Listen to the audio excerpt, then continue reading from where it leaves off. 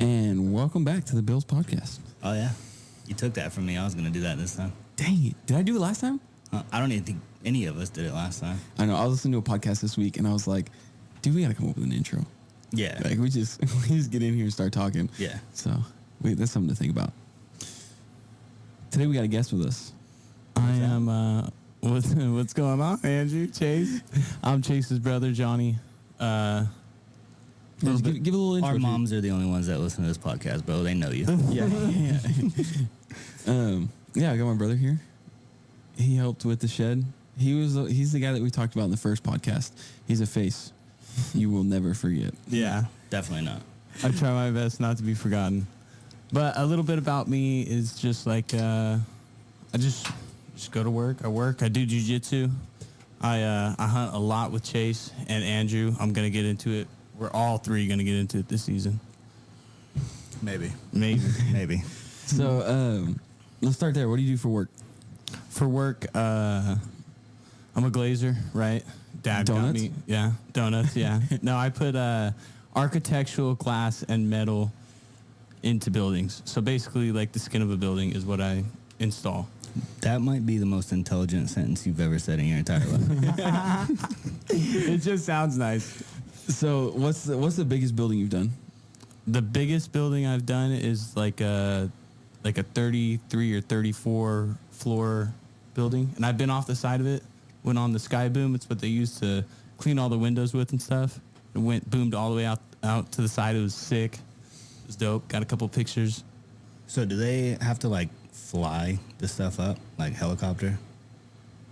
Like, have you ever been in a helicopter for work? No. We've never done, like, helicopter drops or anything like that, but we work with the crane guys all day long. Dad's told me plenty of stories of, like, he had somebody fall out of the building running, he was running a spider crane, and they were lifting the panel in and out. No.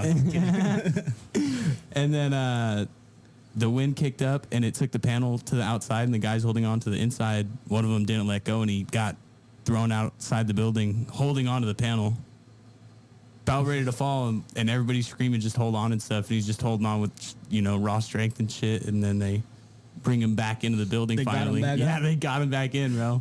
I know the guy. He's a cool dude. It's crazy to think of that. I would have quit that week. Yeah. Sure. Yeah, hanging off the side. That day I would have had to walk off the job. How high up was he? I know they were tall on that one. Dad's told me that story before. Yeah. I know they were up there. They were like maybe like 30 or 40 flights up. So imagine that off the side. Insane. Yeah, that's crazy. That's wild.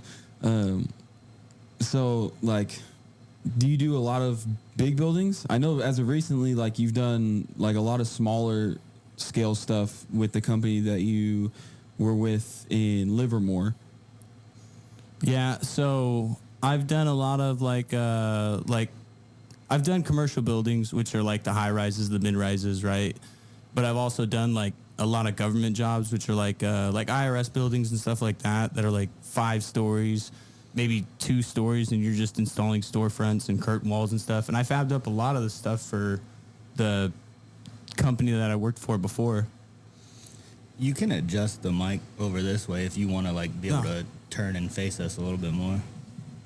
If it's more comfortable. Because I see you, like, looking off into the corner. Yeah, that's why I turned my mic this way. There we go. That's dope. How long have you been doing that? I've been glazing now almost for 8 years. 8 years. 8 years is crazy. That's wild. And you're only 25? 24. Oh, yeah, you'll be 25 in a couple months. Mm-hmm. How did you get into that? Like, because it sounds like you've been doing it since before you were 18. So. Yeah. So I was doing it. I got in. If you broke any laws, you don't have to snitch on yourself. I'm just saying. So, my dad, right? Our dad. Mm-hmm. He was a glazer too, and he just kind of influenced me to go down that road. I didn't really have anything too like concrete going on in the future, and then when he presented this opportunity, I was like, I might as well jump on it. I got in right after I graduated, like 2 or 3 weeks, and I was an apprentice glazer. Took the test, got in. So you were like, I graduated high school. Now I'm gonna I'm gonna give myself a couple weeks to vibe out after I just graduated high school and then right into work. Yeah, basically. Didn't want to stack up any like college loans or anything. So I was just like, let's go to work. Are you sure that's why you didn't want to go to college? I didn't either. Couldn't make it either. Dang, 8 years. That's crazy. Yeah. I'm sorry, I don't want to turn this into a rag on Johnny for the next hour. It's okay. Or I'm so, cool with it. so. Either or. Dang, that's 8 years in one trade. Like, that's not a lot of people do that, especially at our age. Yeah. Like, at yeah. our age, nobody just like jumps into something and they're like, this is what I'm gonna do the rest of my life. Like, fresh out of high school, this is what, I'm gonna get my. How many years do you need? You need 60,000 hours, so that's like 20 years. So, like, you think about it realistically, you'll be able to retire by the time you're 40, Yeah. and you'll get Not in California. Not in California. but you'll get your pension and all that stuff after your 6,000 hours. Yeah. Yeah. So anything after that is just like extra. Like, if you want to work, you can work. Oh, I'm going to still work. Yeah. No, dude, retire and just be like a Walmart greeter or something. Like, That's what a lot of guys do. Like, there's a dude that I work with right now, and he's an operator for a union company, and he was like, dude, I'm getting ready to like pension out and stuff. And he's like, when I do that, I might just come work for you guys. And like, one, he'll be able to collect his pension. Two, he'll still be collecting a paycheck every week. And a nice one at that. Yeah. Yeah, a hefty one. So on top of his hefty pension. Yeah. So that's dope, dude. Yeah, it's pretty sweet. Just continue to work. It's just about the repetition. Yeah. So one thing about the union too is like, you guys go on strike. Oh yeah. Oh yeah. So let's talk about the strike a little bit. So I mean, Not the strike, but talk about like what it means to go on strike. Like, explain that portion. and what it's like for like a regular employee that like, I wouldn't say you live paycheck to paycheck, like you make really good money, but like it's got to be stressful. Oh, it's definitely stressful. Coming up to the point of a strike, you're gonna be stressed out. You don't know how long the strike's gonna go for. You don't know like what you're gonna be bringing in because you're not gonna be working. You don't know how much the strike line's gonna be paid because like we did a strike, right? It started July 1st and went all the way for a month and a half or something like that. Yeah. It went, and there was a lot of tension. Like, guys were, beating up other guys and stuff at the strike lines and stuff. Like, it was getting all intense because you got all these people, thousands of people unemployed on the strike lines, and they're not getting the money that they should. Because, I mean, in the first 2 weeks, they were only paying the guys on the strike line like $50 a day. And you can only strike 3 times a day. So do you know who makes the decision? It's all the union. It's all the unions. So you guys vote on who's going on strike? No, we don't. We vote on the contract, and whether the contract gets approved or disapproved, then you go into the strike factor and stuff. And so you were telling me it's the big companies that you guys are basically striking against, right? Because they don't want to pay the money. Yeah. So it's basically it's top 5 companies, right? Okay. Of the You don't have to say go all company into it. names. Yeah. Well, it's just the big 5, and they basically vote their glass management, right? And they just dictate what the contract's going to look like.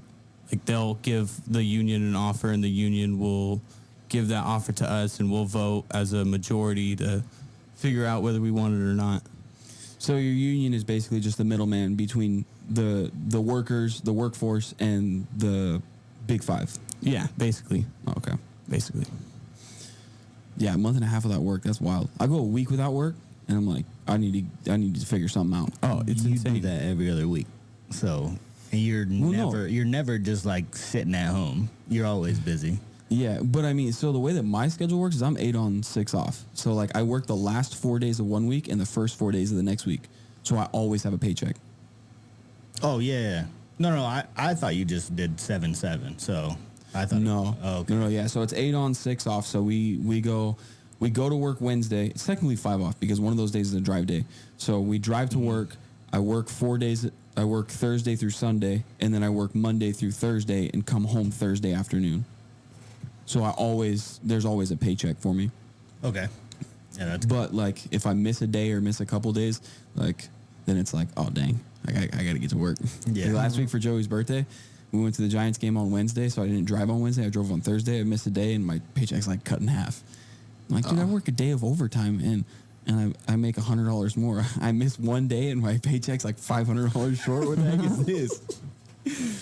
Yeah, so I can only imagine the stress that you guys have having to miss, and like it's voluntary, kinda, because you guys want more money, right? Yeah. Well, here's how it works. Like you can avoid the strike and not go on the strike line, right? But you'll be fined unless you're going out on like disability or something like that. Yeah. And those guys are called strike dodgers, right? Okay. All right. Yeah, I couldn't imagine, to be honest. Like, I didn't even take baby leave, well, yet, but like, I don't think I could have done it during the summer, and just like knowing that the rest of the guys were out there like struggling through this heat. Yeah. Like, yeah, I mean, Because you only took the 2 weeks that your work gave you off, right? so they gave me one, and then Okay. so they do like 5 days paid. So the baby was born on Tuesday, so it covered me. I would have had to go back to work the next Tuesday, but that was 4th of July week. So I would have went back to work 2 days and have 4th of July off on Thursday, and then went back to work on Friday. And I was like, no, we're not doing that. Like, Sydney still can't walk, bend down to pick up the baby. Like, so my boss was really cool and was like, you can put in your sick time now. Like, you're not supposed to use sick time in advance, but he was just like, just put it in.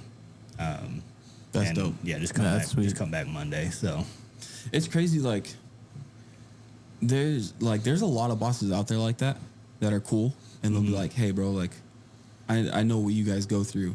Like, as a, like, for you, it's a HVAC tech, right? Yeah. And like for me, it's a laborer. For Johnny, it's a glazer. Like, we do get those bosses that are like, hey, bro, like, I understand your situation. Take the time off. But there's also a lot of guys out there that are like, no, you need to get to work. yeah, Like- no, I had one company that I worked for that was like that, but like I worked for Jilton for years, and that was cool. Like, my boss was dope as hell. Yeah. But yeah, when I was an electrician back in the day, like 21, 22, whatever I was, Yeah. yeah, like I got hurt on the job, and he's like, he comes into the shop one day whenever I finally came back, and I was on light duty. So I was in there just putting together lights and stuff, like running the wire through the conduit and all that. And so they can take it out to the site and start putting them up. And which is still like, it's saving the guys on the job a lot of time. Yeah. And yeah, he comes into the shop just screaming at me one day, "You're still on fucking light duty!" And he like slammed the clipboard on the ground. And I was like, yeah, I got to get out of here, dude. Yeah. That's Like, I can't work for somebody like that. Like, I mean, but even those cool bosses, like, they'll try to get you to avoid clinic big time. Oh, yeah. Like, we Yeah. had one of my buddies at work, he was walking into the Grand Canyon one day and rolled his ankle. And they were trying their hardest, like, don't go to the clinic. Don't go to the clinic. Because we had, like, a couple, like, injuries on that job already. And they're like, They didn't want their insurance do going not- up. Yeah. They're like, do not go to the clinic. and you guys got But- protesters out there, so they're like, oh, let's shut this bitch down, dude. Bro, it's crazy we don't. I know. Like, we do not. Like, you'd think a lot of people are like, oh, no, you guys are going to come through here, ruin the environment. Like, everybody's super happy. Like, oh, my God, thank you guys for putting water in the canyon. Like, thank you guys for doing all this stuff for us. Like, we appreciate it a lot. But we do get a couple people that are like, what are you guys doing here? It's like, bro, calm down. We're trying to get you some water, dude. Like, we're trying to make sure you can make it in and out of this canyon. It's a tough hike. It's supposed Let to be me dry tell you. here. Yeah. But yeah, we get a lot of good people. That always reminds me of, like, whenever you talk about it, it always reminds me of that scene in New Girl where, like, you come over here and you try and order ice in the desert. Oh, dude, I haven't watched that show in a while. I know. It's been You've picked up some new hobbies in the last year or two, huh? Yeah, that's a fact. Everybody knows about your hobby because you try and wrestle everybody at any corner and any chance that you get. Yeah, So what is it you're doing? I do jujitsu. Oh man, jujitsu, dude, an amazing sport. My boy Daniel. I bet that sounded good in your guys' ears. Yeah.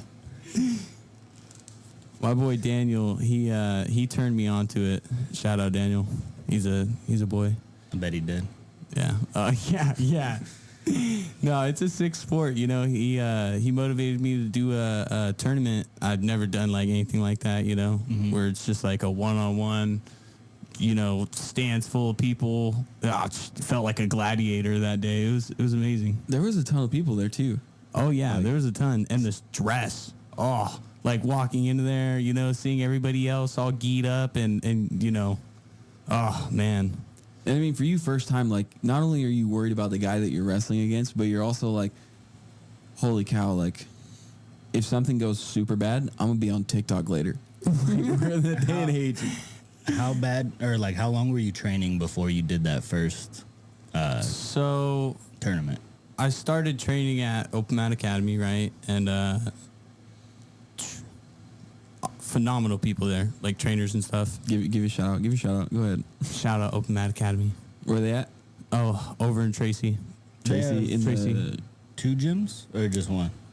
So they're like I don't know. I think they're like a sister gym to the Gracie gym or something like that. Okay. But not too concrete on it. Okay. And they're in the Tracy shopping mall, right? Yeah. Yep. Okay. Yep. Fact check that in the comments, please. But they opened up doors for me because I wasn't working at the time, and I paid them. You were on disability again? No, I was just out of work. I was just out of work. I was out of work at the time. I had just left that Livermore company, and then I paid him what I could, you know, up until I couldn't. And then I hit him up and I was like, hey, you know, I can't pay for this anymore. And they were like, oh, no worries. Just we'd rather you keep on coming in and learn, and then, you know, we'll deal with that later. So they really helped me out getting into it and stuff. And man, it's just a journey. I before the tournament, right, I had trained for maybe 4 months, so nothing crazy. But I ended up taking like 5th place out of 15 people or something like that. So it was No, I pretty thought nice. you were higher than that. No. Daniel got 4th. I got 5th. Okay. Yeah. But Bastard. nah. So how many people were in your bracket? There was 15 people in my bracket. I had 4 matches. So that's pretty good then, right? Like you've got 4 months of training. Okay. You've got 4 months of training under your belt, and you go into your first tournament in, you'd wrestled a couple people that have been wrestling for a while. It felt like, you know, first dude but the stripes don't really mean nothing. Honestly, it just comes down to skill based, who you're facing. Yeah. You know, and the stamina is a big factor too. I was so drained after my first match. I couldn't even grip. I felt like I couldn't hold anything or grab onto anything at all. It was so bad. My forearms were so tight. And then Real quick, so when I was there watching you, your first couple matches, you're all out. Oh, yeah. You didn't save any gas tank. You're like, you know what? We're gonna go out here. We're gonna go crazy, and I'm just gonna wear myself out and last as long as I can. Basically, I just went in there with the mindset, you know, just give it your all. Sorry to interject again, but we both thought it was super dumb because you didn't cut weight at all. But at the end of the day, it is very impressive that you took 5th against people that have been training for a lot longer, take it way more seriously than you did at the beginning because, you know, you're just learning, you're just getting into it, and you didn't cut weight. So No. you literally fought at your walk-around weight. Yeah. And even up a couple, right? Because you were kind of in between. Yeah, so I actually put on weight. Oh, yeah. Yeah, that's right. I was around 140, and then I decided I wanted to be in the 145 bracket. So I went up to like 150, and I think I weighed in at like 152 or something like that, which was cool. But I felt like you guys, Chase was telling me a lot before the tournament, like, dude, you got to drop. And just me being me, I've always wanted to gain weight, so I was just like, I'm not going to drop. But I only had to drop 5 pounds, you know what I mean? I could have dropped 5 pounds. It's easier to drop 5 pounds than it is to gain 5 pounds. Oh, yeah. Because I mean, you walk around between like, what, 135, 142-ish? No, my walk around weight's like 145. Okay. Like 140, 145, around there. And I mean, at the time, were we working out then? That was before we started working out, huh? Yeah, that was before. But I mean, even like you said, I told you for how many weeks before, like, dude, just drop the 5 pounds, because you're going to drop the 5 pounds once you weigh in that morning, eat a little bit, put on some weight, and then you go into the 135 to 140 bracket, or 140 to 145? It was like 135 to 145, I think. Okay, or 144. So then you go into that bracket, like, at your walk-around weight, and you're wrestling dudes that are anywhere in that bracket. Yeah. So you're not wrestling anybody that's, like, super heavy. Because I know the last dude you wrestled, he was, like, a little bit of a bigger dude, right? Oh, my second match, he seemed like a little bigger. The third match, dude, he was definitely, like, super bigger than me, you know what I mean? That was the dude in the white gi, right? The white dude with the braids? That was my your second third. match. That was my second match. That was your second? Mm-hmm. Mm-hmm. But I beat him. Yeah. You guys were both exhausted. Yeah, but I could tell he was more exhausted than I was, so I was like, oh, I just got to just take him down and try to submit him. So did you get any submissions that match, or that tournament? I did. My second match against that guy, I won with it was like a Ezekiel, kind of, sort of. Just kind of threw it up around his neck. So, since you started doing jiu-jitsu and stuff, like, how is it now? Because I know, like, we're all fight fans, right? Like, we all love watching the UFC. We watch it probably, like, at least 50% of the UFC events that are put on every year. Oh, yeah, 100%. Facts. And besides fight nights, like... Yeah, we really don't watch. I'll watch fight nights if I'm at work and, like, somebody has the UFC pass. Like, we'll watch fight nights, but... Other than that, like, I watch the main cards with you guys. Yeah. So how has that changed? Like, because I've seen a difference in you, like the way you like break down fights, and like you're like calling stuff out kind of before they're doing it, like almost like it's like listening to Joe Rogan commentary versus like DC, who's saying like Joe Rogan's ahead, like he needs to do this and do this and do this. Yeah. Right, and you're kind of doing the same thing, like, you know, from the couch, and I think it's very cool. But like, do you get as bored? Because I know a lot of fights were all like that was boring. Yeah. Like, so, but is it more interesting for you now? Like, whenever you're like seeing setups on the ground and stuff, like, explain that. Oh yeah, transition. It's way different because now, like, I mean, anything touching the ground is basically like wrestling or jiu-jitsu, right? Mm-hmm. And a lot of it's jiu-jitsu in the UFC. So when I see these guys, like, I don't know, go shoot for a takedown, and then they transition into, like, half guard, and they're passing his guard and stuff, and I'm like, oh, I see that move. I know what he's coming up with, you know what I mean? So it's kind of like increased my fight IQ, I guess, a little bit, doing it for sure, because you're getting ran through the moves, like, over and over and over again, and it's just kind of drilling it in your mind. And then you see, like, someone in the UFC do it, and you're like, right there. Yeah. Like the Leonardo DiCaprio meme where it's like... Yeah. Yep. Exactly. So not only does it help you watching the UFC fights, then, like, watching the UFC fights is basically like studying film. Like, for quarterbacks and stuff in the NFL, they got to study a ton of film because they got to see how defense is set up. They got to see where they got to make the pass. They got to see tendencies off of people. Like, you get to see that by just sitting at home watching UFC, right? You get to study that film, and does that help you at all when you go into the gym? So those are basically like YouTube moves. You see a YouTube move, you want to try it, you walk into the gym, and you completely forget it. Fair enough. I think we've all like watched YouTube on how to like get better at video games and stuff at one point or another. Oh yeah. And then just all mechanics out the window as soon as you're like in a gunfight. Yep. Yeah. So what sucks is, like, you watch a YouTube video and you're like, all right, and then you practice it with nobody, and you're like, I'm pretty good at this. Yeah. And then you get into the real deal, and you're like, I absolutely suck at this. So what also with that, I kind of forgot what I was going to say right there, but yeah. So would you want to like start doing like kickboxing as well? Like how serious do you want to take like fight sports at all? Cause you're like you say, you're only 24. Yeah. So like, and I'm not saying, try to go to the UFC or anything. Like you probably make more money than people do at the beginning of their careers in the UFC now. So like, unless you're fighting like 5 times a year at that point, but, like, would you want to get into like other disciplines or?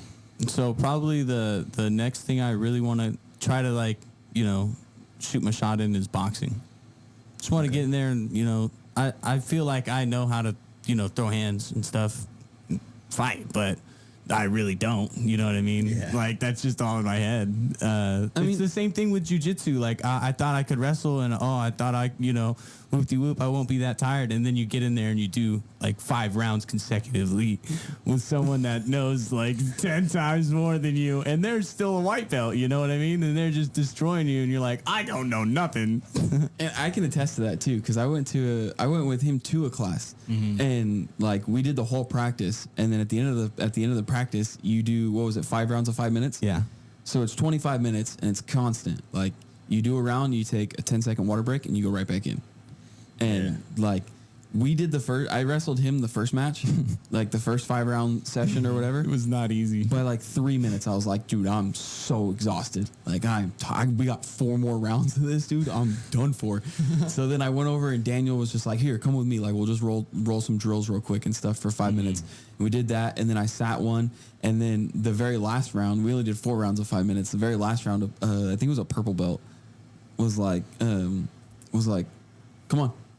Like, looked at me from across. Yeah, looked at me from across the gym and just like was like, come on. And I was like, oh no, this is so bad, dude. And I don't know what he did. I think he choked me out one time, and then he put me in another submission, and I was like, dude, crazy levels. Yeah, levels, there's definitely levels. Big time. There's levels. Like, it's wild.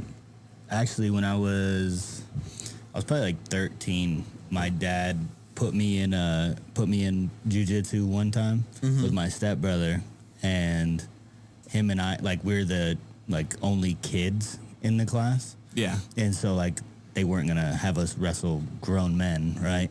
So they were like trying to give us pointers and stuff against each other. Yeah. And we went home for the next week like thinking, oh yeah, we're gonna go next week, and we just went at it on a yoga mat for hours, like just starting in positions and like trying to get out of it and stuff, and it would always end in a fist fight. But it was awesome. And then we never went back, like, and I was disappointed, but now that I know the cost of it, I'm like, yeah, there's no way, dude. Like, you're not putting 2 kids in at the same time. Like, I wouldn't put 2 kids in at the same time, and I got 4 of them things, so. Yeah. I mean, that's how we were when we were younger. Oh, yeah. Like, we'd always, every day, it was a different wrestling match. We'd be fighting about something. Yeah. Like, it was to the point where Mom and Dad bought us boxing gloves, like, what, you were 3, I was 4? Yeah. And my mom's like, you're getting big enough to where you're going to start breaking stuff in my house. If you want to fight, put the boxing gloves on and go outside. And so we would. We'd go outside, and we would absolutely duke it out. We would be throwing haymakers, some rampage. Dude, I try and get the twins every time there's a UFC fight on. Go put the gloves on, man. Go put the gloves on. Like, shout out Uncle Michael. I don't know if you even watch it yet, but yeah, he bought them for him. And nice. Yeah, dude, one of them will put them on and just start going to town on the other one, and the other one starts crying, and I can't get them to do it at the same time yet, but it's coming. Yeah. And we will definitely be paying more attention to that than the early fights in UFC cards for sure. So we'll just watch more attention. We'll just watch them during the prelims until the main card comes on. It's like, you guys got like an hour and a half to go, so put them on and keep going. So, work, jiu-jitsu, duck hunting, dude. Oh. Duck hunting. You've got no love life. No Except- love life. Except for Garrett. Except for Garrett. Which is fine.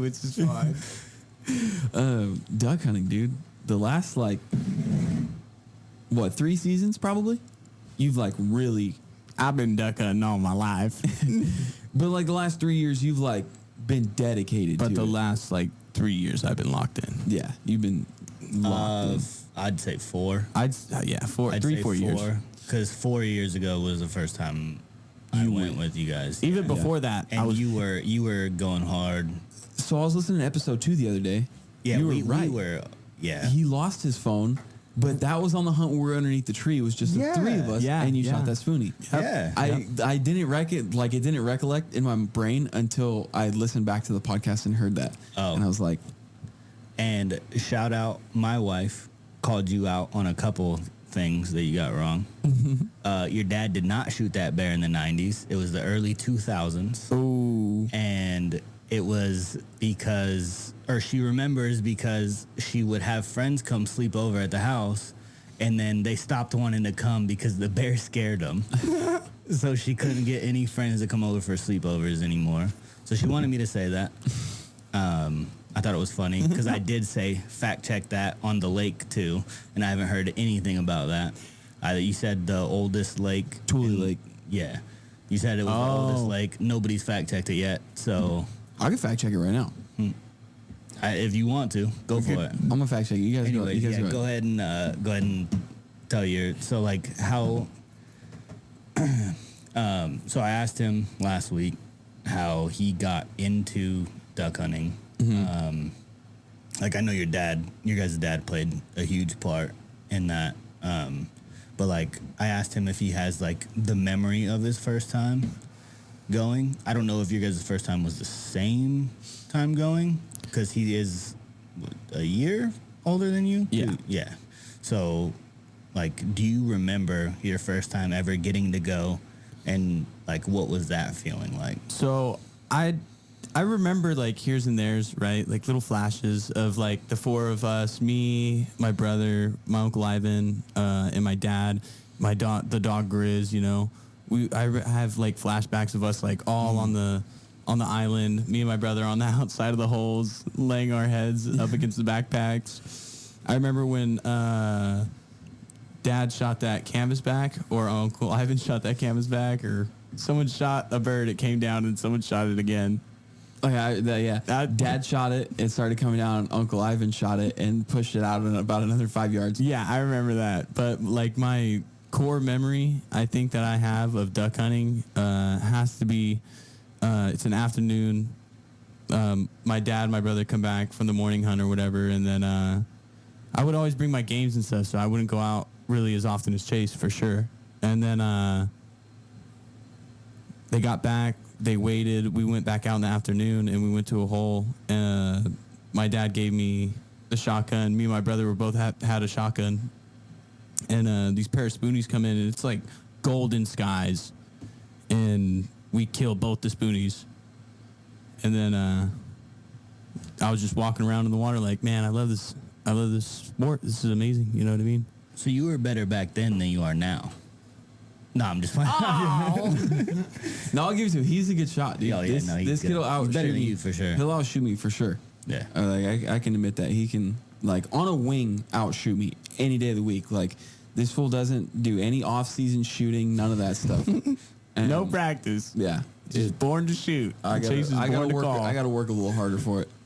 Born to call. I like that. Yeah, because he definitely does get mad Oh, at you. he sounds- That is so funny to me because I'm like sitting there in the middle of you guys, right?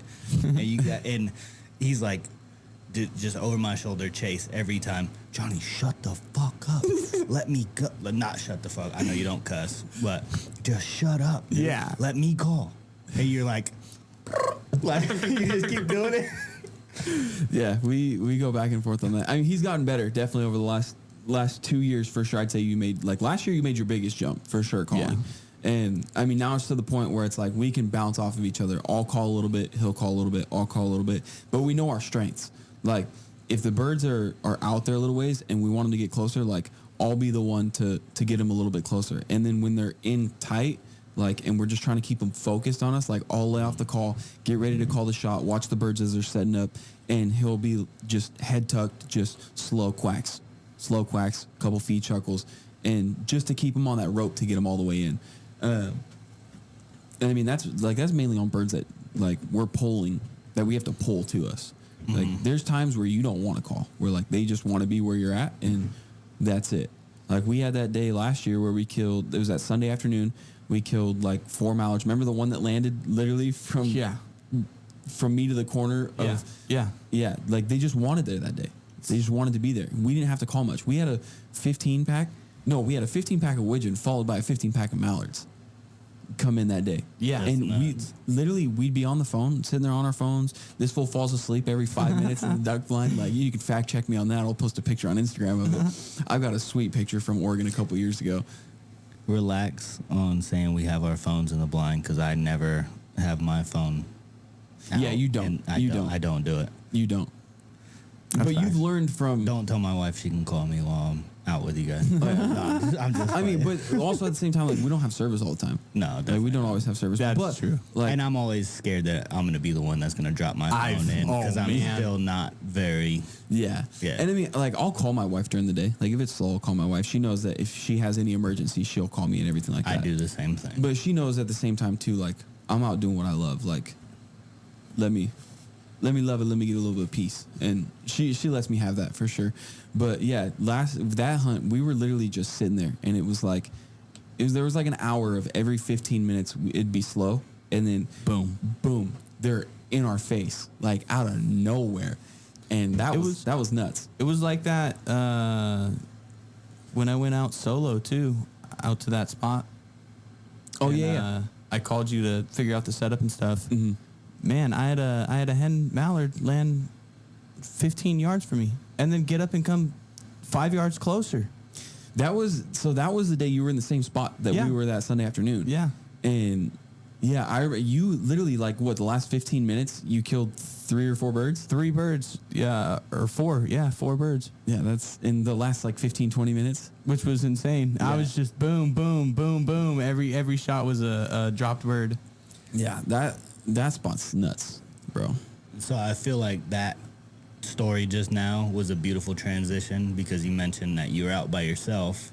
And so, like, he had mentioned last week, I don't know if you had a chance to listen to it or not. I'm sure you did. Yeah. You're my biggest fan, I know. But yeah, he was saying how, like, over the last like 3, 4, maybe 5 years, you've gotten like so much more into it than you were like when you were younger. That to the point where, like, you're going out alone and stuff.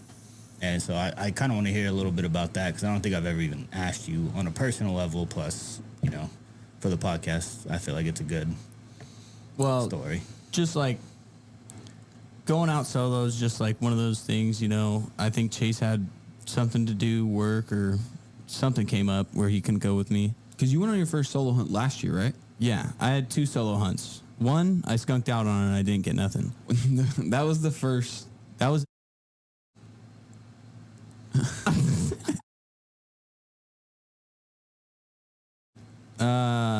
No.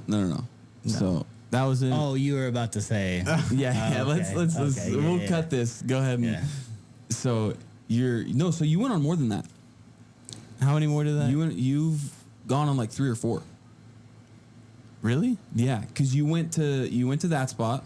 You went to the other spot, crushed them. So you went to the shoe. You went to the other spot out of that same parking lot. Remember last year you went out there and you called me and you went out there and Tyler was in the blind. Oh yeah. I do remember this. And you got all the way out there and you were like, called me. You're like, oh, dude, Tyler's in the blind right now. How does this happen? Yeah. And I was like, oh, they must have just checked you in on accident. And boom, the dude comes out, driving out on his pickup. Oh, hey, did you get sent out to this blind? Yeah. Oh, there's already someone in there, man. I could take you back to the check station. There was like an hour left of hunting, and I was like, nah, it's cool, man. I'll just hunt this little area out here. So the check station dude came out? Yeah. You never told me about that. Yeah, he chased me down, but it was already like super late. So I was like, oh man, it's all good. Don't worry. I'll just go to the nearest blind and try my best, you know? Yeah. And I remember you calling me. You were super frustrated that day. Yeah. I mean, obviously, like if you think you have something that you want, right? And then you go out there and it's just ripped away from you. And I was like, oh no. It was still a good day though. Any day getting out there, like you reflect on it at the end of the day and you're like, man, I'm glad I made this trip. I'm glad I made this journey. And I mean, I don't even think it was great for them that day. I don't even think they had a good afternoon that day. Me neither. I think that, so snipe is all season. Last year, Tyler had a great snipe season. There was a lot of slow hunts where Tyler killed a lot of snipe last year, and I think that was one of those days where he was just pink missing them because he's shooting snipe with 4s and 5s. Oh, man. Some heavier shot that they're smaller than doves, bro. Yeah. Yeah, they're going to take the whole impact. Yeah. So yeah, and then... Well, go ahead. Then you had that other one in the spot where me and you were that one afternoon. That one was one to remember for sure. Because the first two, you didn't kill anything, huh? No. But I've also been on hunts where it's just me and, a friend or someone I take out, Mm-hmm. Like me and Marco, we went out and we slammed them down. You know what I mean? Oh, yeah. I remember you guys' first hunt, when you got Marco out on your first hunt. Yeah. You remember dude, went... That was so smooth. That was such a good hunt. Remember you went to Turner's and bought brand new decoys just for that hunt? Like, you guys had got rained out at work. You guys went to Turner's. You bought decoys and everything. And then... Ended up losing one or two. Yeah, you ended up losing a couple decoys hours after you bought them. Yeah, I remember that. Well, that was a different... Oh, that was one day. But before that, we had that really good hunt where we killed, a couple widgeon and a couple other birds and stuff. Yeah, you guys are there shooting all the ringnecks. Shooting everything that flies. Hold on. Relax. Don't say that. You don't shoot anything illegal. Not everything that flies, just the ducks. So that losing that decoy leads me into our next little topic. You are infamous. The blind bag. You are infamous for allowing duck hunting to just take things from you. Oh. Phones. Yeah. You forget guns. Calls. You forget calls. You've forgotten waiters. Everything. If you name it and you need it for duck hunting, Johnny has forgotten it. That's a fact. I've forgotten waiters for friends. I've forgotten guns for friends. I've forgotten snacks. I've lost my phone twice. Yeah, You've lost two, huh? I've lost two. One was on a club, right? I lost it. Couldn't find it. I was freaking out. Chase, call my phone. I was like 18 or 19.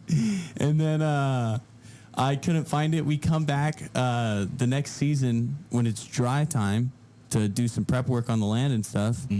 I go back to the same hole, and there my phone is laying down, bro. Bro. I turn it on, and it works. No way. I'm Yes. going to give you guys a plug right now. Water? If Yes. you want a case that's going to keep your phone alive, get a life proof.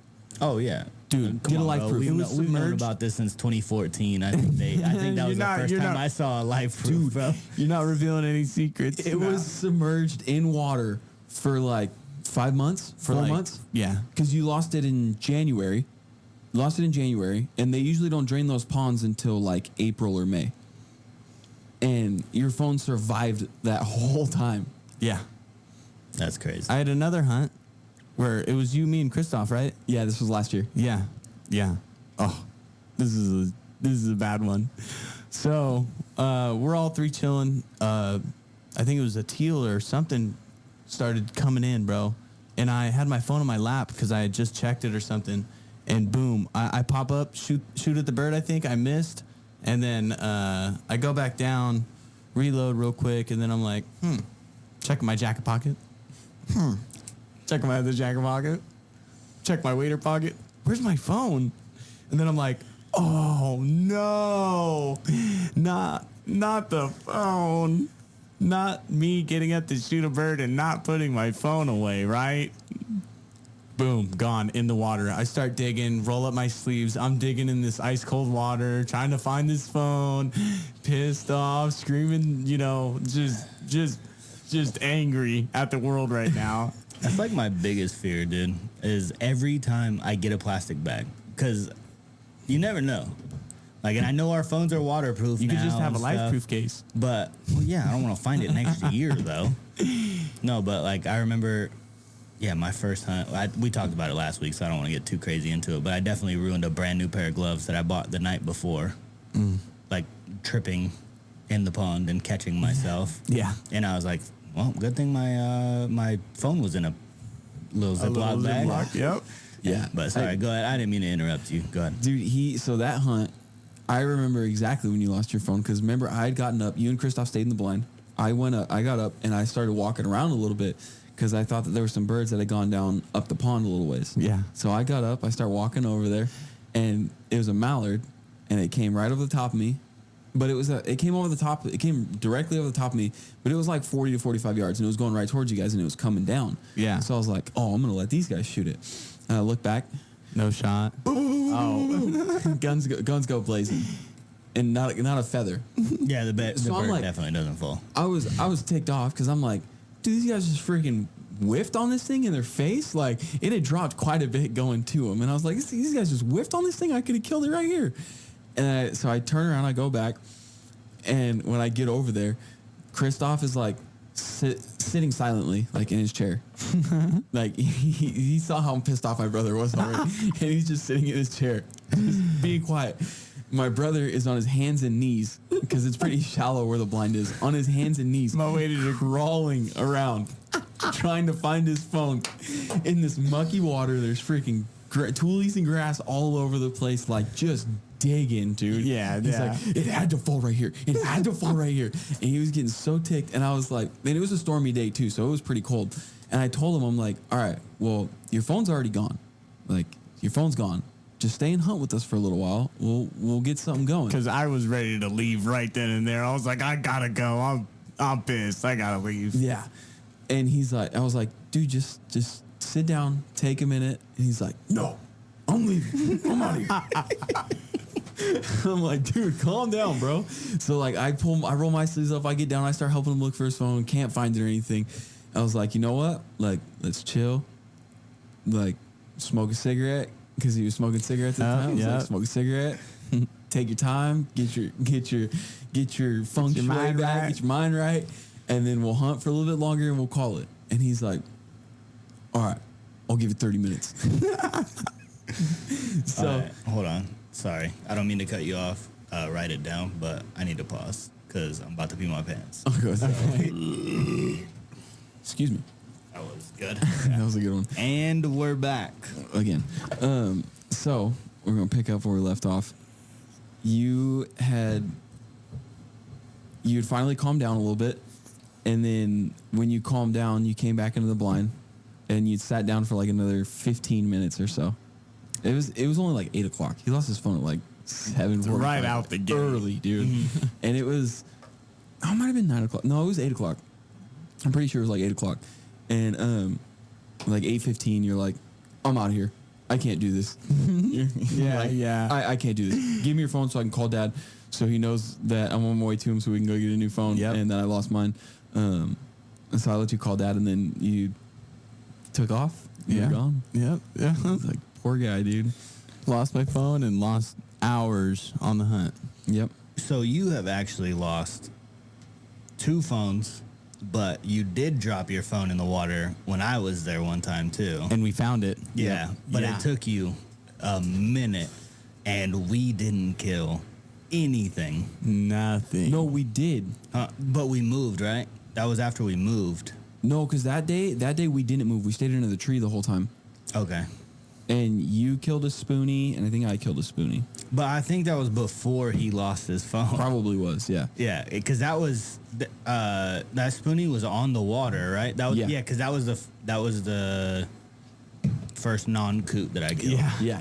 And then No, yeah, the bufflehead was. yeah. The bufflehead was the first And non-coot. then so I shot that spoonie that was also on the water, and I was like, I gotta get one flying. Dude. I was so upset, but but that was right after shoot light, and I remember because we were sitting there, and all this, and it's not. I think it was like was 6:23 or something like that day, or 5:23. It was one of those, but I knew it was like an odd number, and like 5 minutes before that, we just heard shots.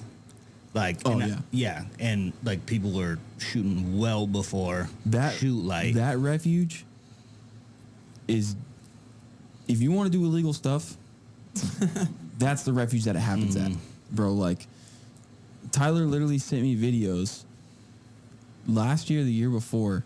I was at work, and Tyler sends me videos, and I open it up, and it's this dude carrying a swan.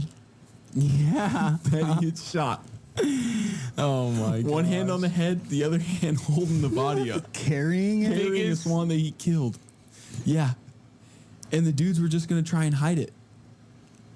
Biggest. I'm not the guy.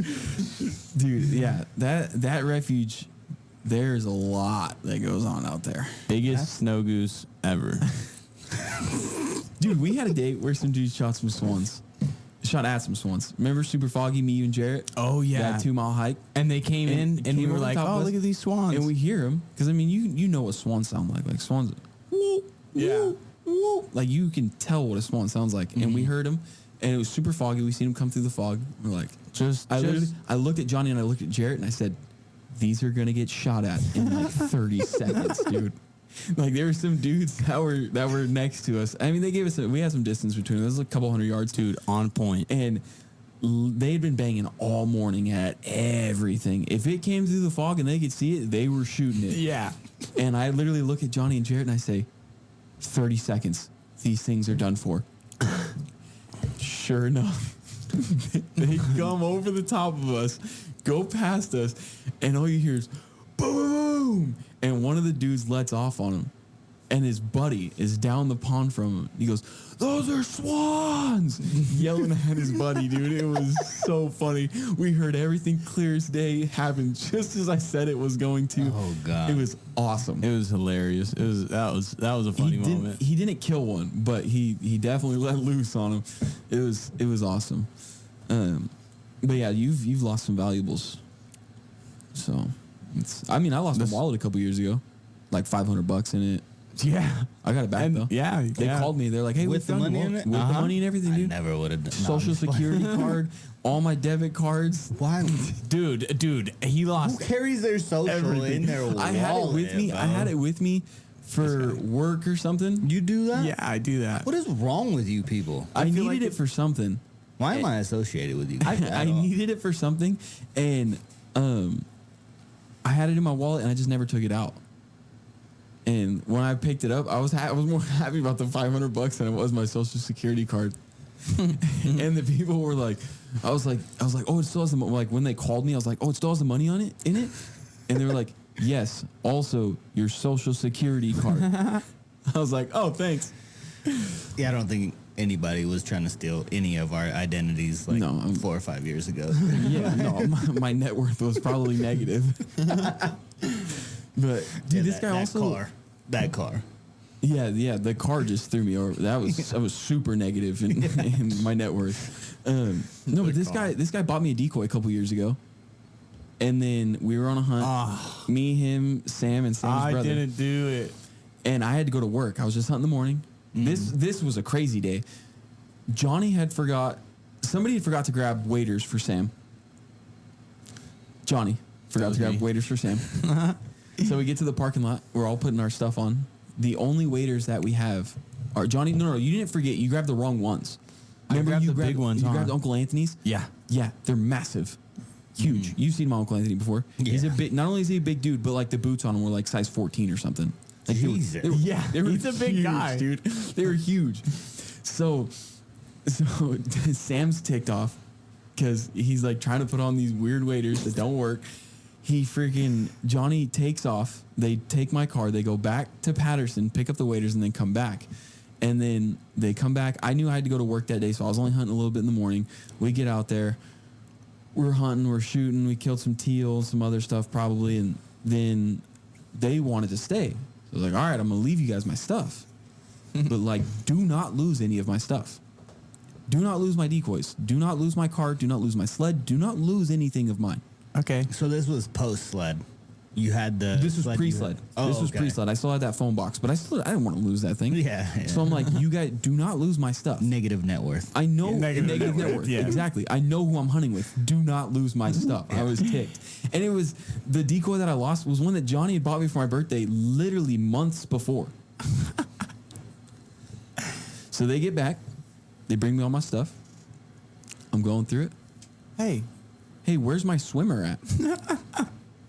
What? Where is my swimmer at? No, you didn't leave that with us. You took I that left with you. everything with you guys. Where is my swimmer at? I was so ticked, dude. Like, No, that wasn't me. and Johnny's like, oh, well, at least you didn't pay for it. Yeah. That's the logic that we're putting behind this? It was a gift. Like, this is the logic that we're putting behind this. I was ticked. I forgot my gun last year. Remember? I was coming out. Yeah.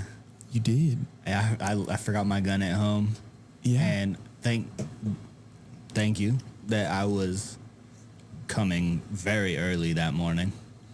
And I only live right off the freeway, so it wasn't even a big deal. But you called me as I was getting off the freeway, and you were like, hey, like you brought everything, right? And I was like, my fucking gun. I lost it instantly. I was like, I knew I was gonna forget something. And that was before I did like this year I did all the like I left one of the kids' toy guns on the counter. Mm-hmm. And like I put a post-it note on it, real gun. And like I'd let them all know before, like, you guys are gonna get in trouble if you guys touch this, because I'm buying a handgun, like, and I want to go over gun safety with you guys. Obviously, my gun will never be out on the counter. Oh, yeah. Yeah. But like, so I did that. But before that, I did not trust, like, you know, putting my shotgun out, and not because it is ever loaded in the house, Yeah. but because if they try and mess with, you know, the slide or something, get a finger caught in there, Yeah. Yeah. you know, Oh, especially- 5 years old, dude, like That finger's gone. That- yeah, you're losing that finger. So yeah, I was like, never again, dude. I'm putting everything out. Like, yeah. Yeah. It's happened. I forgot my gun before. Yeah. Me and Sam went on a hunt one day, and I left my gun at home. Luckily, I had a resi that day too. I don't know. Yeah, I know that we still made it on with the resi and everything, and we had to drive back to Patterson. Luckily, it's one of those refuges that's a little closer to home, so we were able to run back and still make it back in a decent time. But everybody does it. Some people more than others. I'm a victim of it. Well, so this year was a little bit different with the new job and stuff, which I'm sure we'll go over at some point. But I work out of town now. Yeah. So like whenever I'm home and I'm gonna go hunting the next day, I don't go and just sleep in my car out there like we used to. Or I mean, you guys still do. Yeah. But Well, thank God for Tyler, because Tyler has his trailer out there. Yeah, Lets us yeah. use it. Oh my Yeah. goodness. Yeah. Game No. changer. yeah, like Big time. waking up like 7 times in the middle of the night, like turning your heater on for like 10 minutes. Dude, I just let my car run, my heater run, Johnny doesn't fall care. That's asleep. good for it, dude. Maybe that's why the Prius didn't survive. No, I know why the breeze didn't survive. That might actually be a good segue into next week. Yeah. Yeah. Yeah, Yeah. so let's go ahead and end this one. You know, follow the socials. This one will be out on YouTube Yeah. next. And or, Apple well, Podcasts. Yeah. Oh, yeah, Apple We're Podcasts. going to get that all rigged up too. So. Yeah. Yeah, we got kind of screwed on that one. Yeah. It's fixed though. So, Yeah. Yeah. Yeah, it's Apple fixed. Podcasts and YouTube now. Mm-hmm. So always give us that thumbs up, like, follow, notifications. That way you guys know when these episodes are coming out. We appreciate the support, all the listens. I mean, I begin a ton of calls every week. Like, hey, dude, like we listened to your podcast this week. It's really good. So thank you guys. Thank you guys for that. But yeah, it's we're rolling, dude. Heck yeah. Johnny, you want to give a shout out to any of your social medias or anything like that? Any Instagram, anything like that? No, I'm pretty low key. Pretty low key. All right. Thanks for coming on, dude. We appreciate it. Heck This is part 1. We got part 2 coming. Yep.